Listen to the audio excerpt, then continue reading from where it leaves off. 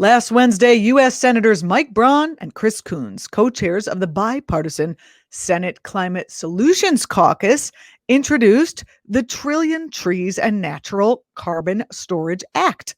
It is a bill aimed at storing carbon, promoting sustainable management, and ending deforestation.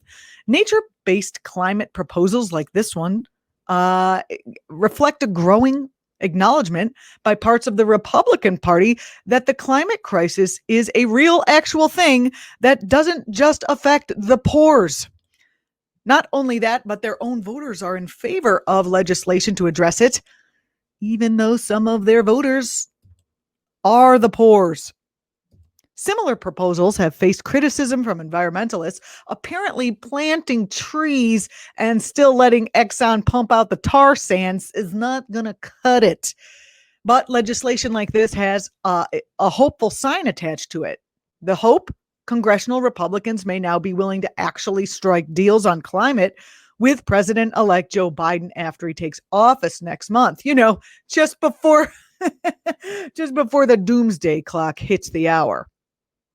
On the plus side, Joey B. nominated former Michigan Governor Jennifer Granholm to lead the Energy Department and Natural Resources Defense Council.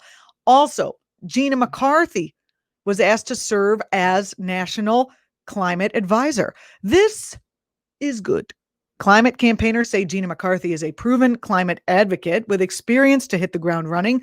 Jennifer Granholm, we all know her, is an experienced leader with a strong record of support for renewable energy. And she has also opposed and shown her opposition to the monstrous Keystone XL and Dakota Access oil pipelines. Biden's selections came on the heels of reports that the president-elect is considering returning industry-friendly, to say the least, former Energy Secretary Ernest Moniz to his old post, which most environmentalists believe would spell disaster for the hopes of a transformative climate agenda. Dozens of environmental groups mobilized in an effort to dissuade Biden from picking Moniz or anyone else with ties to the fossil fuel industry. Let's see what happens. He can't have his cake and eat it too. And our next president, the Washington state governor, who ran in the primary this time on a platform of addressing climate change, Jay Inslee, is introducing a $427 million plan to fight climate change in his state.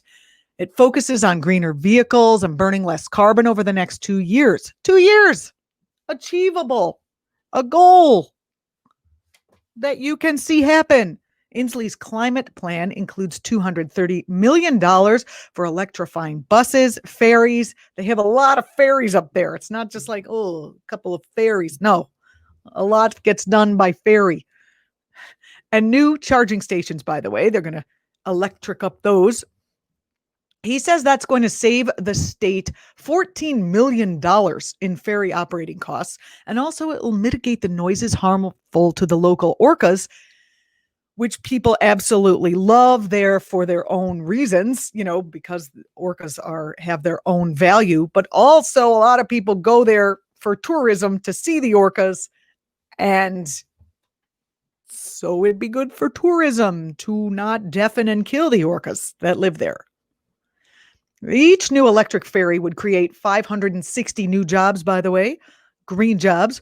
They would cut more than 16,000 tons of carbon dioxide a year based on estimates from Inslee's office. Another 100 million would be divided up amongst 7 renewable infrastructure projects, like a renewable biofertilizer for dairy farms, clean energy research, and solar power grids. Inslee's plan reflects the growing trend and demand for good green jobs. The Bureau of Labor Statistics projects the U.S. will add 17,400 new wind and solar power jobs by 2026. Thank you, sane people of Washington, for electing Inslee and having him lead by example that a Green New Deal must be done, can be done, and for those whose only value is money, that green infrastructure is a profitable endeavor. I'm Julianna Forlano. This is the Progressive News Report.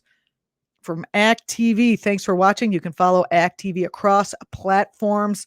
You can follow me on Twitter, Julianna Forlano, and don't forget to subscribe to this channel. Thanks so much.